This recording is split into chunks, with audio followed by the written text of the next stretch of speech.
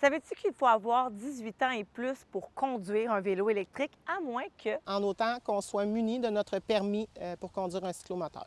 Je suis ici pour te parler, si tu es un jeune ou un parent d'un jeune, des différents moyens de transport là, qui sont utilisés et qui sont permis sur les routes. Le scooter, donc, on parle du cyclomoteur, le cyclomoteur qu'on va retrouver sur les routes. La bicyclette assistée, c'est une bicyclette qui est munie d'un moteur électrique qui va aller venir en assistance là, à ce qui est le vélo traditionnel. Les ATPM, c'est des appareils de transport personnel motorisés.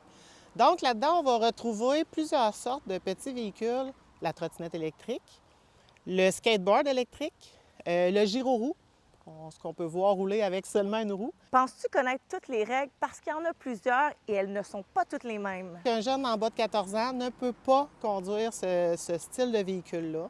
Ce qui est obligatoire, un casque, bien sûr. On ne peut pas porter d'écouteurs. On ne peut pas avoir de passagers non plus. Si un jeune en trottinette électrique voudrait tirer un de ses amis qui est en skateboard, par exemple, c'est interdit. On doit respecter les mêmes règles que le vélo, donc les règles de la sécurité routière. Pour pouvoir conduire un scooter, ça prend un permis de conduire de la classe 6D. C'est un cours de 3 heures de théorie et de 3 heures de pratique en circuit fermé. Au niveau de l'âge, pour obtenir son permis de cyclomoteur, ça prend 14 ans. Si on est âgé de 14 et 15 ans, soit moins de 16 ans, on ne peut pas conduire avec un passager à l'arrière. C'est quoi les limites de vitesse? La trottinette électrique ne peut pas rouler plus que 25 km/h. Donc, si tu t'achètes une trottinette électrique qui roule 40 km/h, sache qu'elle est illégale sur la route. Puis en passant, les parents, si votre enfant a moins de 14 ans, c'est vous qui allez recevoir la contravention.